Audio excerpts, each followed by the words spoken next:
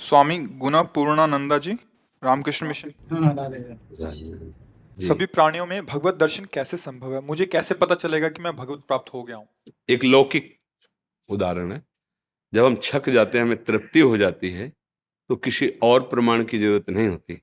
ऐसे ही जब हमारे अंदर कोई कामना नहीं, कोई चाह नहीं, किसी भी द्वंद का कोई प्रवाह हमारे हृदय में नहीं, ना उसका कोई प्रभाव है, ना उसका कोई प्रवाह है, किसी भी विषय के संग में विषय भोगने की इच्छा नहीं है, अपने आप अनुभव हो जाता है कि हमारी स्थिति भगवदानंद में है।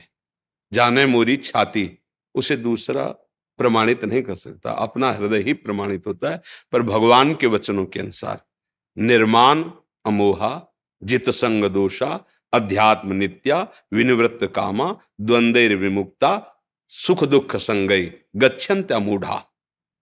जो अमूढ़ पुरुष अर्थात ज्ञानी पुरुष, विवेकवान, मान रहित हो गया, मान का कोई प्रभाव नहीं। अपमान का प्रभाव जैसे दुख होता है, ऐसे मान का प्रभाव सुख होता है। जब हमारा मान होता है, अगर हमारे हृदय में गुदगुदी हो रही, तो ये भगवत प्राप्ति में बाधक है।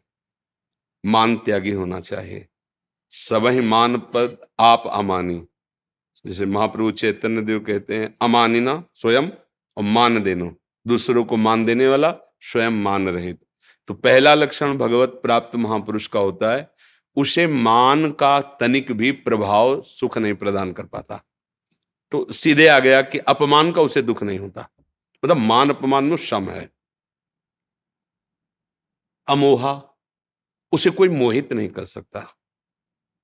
कोई कंचन, कामिनी, नाना प्रकार के पद, प्रतिष्ठा, भोग सामग्री, अमोहा, उसे कहीं भ्रम नहीं हो सकता। मोह भ्रम का भी नाम, अज्ञान का भी नाम है कि इसमें सुख है। प्रभु के सिवा त्रिभुवन में किंचन मात्र कहीं सुख बुद्धि नहीं होती। निर्माण अमोहा, वो मोह रहित होता है किसी से।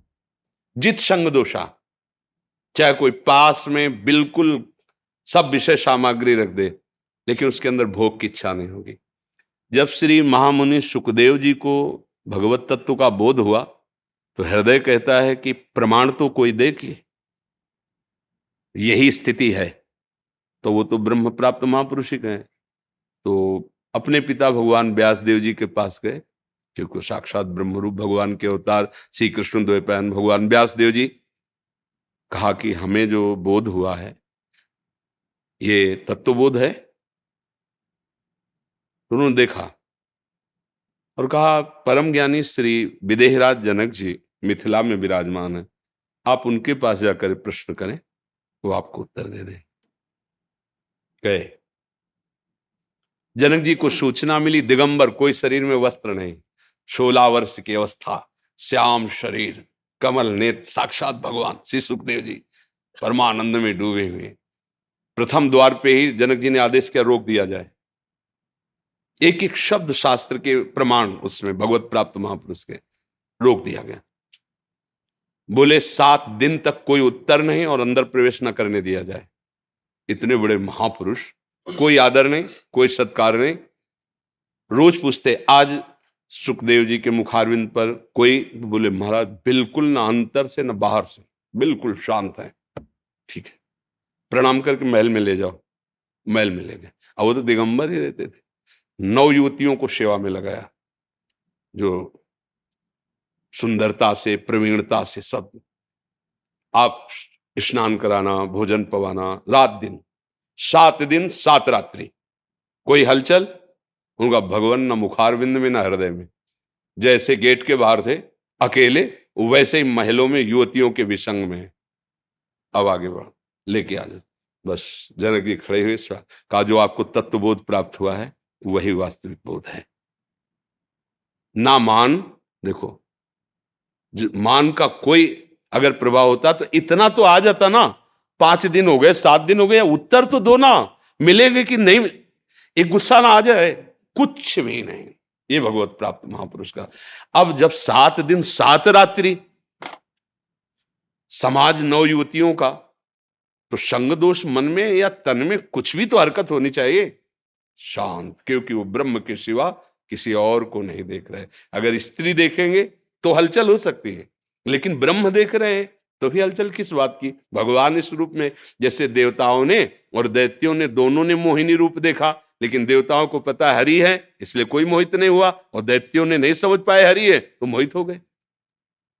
तो जब हमारे अंदर किसी भी अपमान और मान का प्रभाव न हो, कहीं भी भ्रम मोह ये ना हो कि ये सुख है, जित संग दोषा, कोई भी संग आपको प्राप्त हो जाए और आपके हृदय में दोष ना पैदा हो, चाहे वस्तु, व्यक्ति, स्थान, बहिर्मुख, दुराचारी, पापी, कोई भी संग में हो, लेकिन हमारे अंदर किसी भी तरह का रोष, घृणा, नफरत या ममता, कोई भी दोष प्रकट न हो, जो जल में कमल का फूल रहे।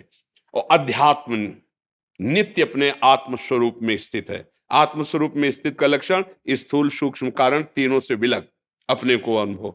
इन तीनों में हमारा कोई भी आसक्ति राग नहीं। अध्यात्म नित्या विनिवृत्त कामा, आप अध्यात्म में स्थित है, इसका लक्षण है कि कोई भी कामना नहीं होगी, क्योंकि कामना शरीर को लेकर होती, स्वरूप को लेकर के नहीं होती। और कोई भी द्वंद आपको स्पर्श नहीं, द्वंद्व विमुक्ता, मान अपमान, निंदा स्तुति, लाभ हानि, सुख दुख, जन्म मृत्यु, ये द्वंद्व आपको। और सुख दुख संगई, कोई सुख दुख का प्रभाव नहीं, क्योंकि ब्रह्मभूता प्रसन्नात्मा न सोचती न कांक्षति, ये स्थिति भगवत प्राप्त महापुरुष की होती है। जिसके हृदय में भगवदानंद की स्फूर्ति होती है, अब उसके हृदय में कोई भी स्फुरणा नहीं होती प्रभु के सिवा। न सोचति न कांक्षति, प्रसन्नात्मा, हर समय अखंड प्रसन्नता रहती है। जैसे विज्ञानानंद घन अखंडानंद प्रेमानंद नामों से संबोधित किया जाता है, वही परमात्मा सुख है। आप प्रभु समझे, इसमें कोई संशय?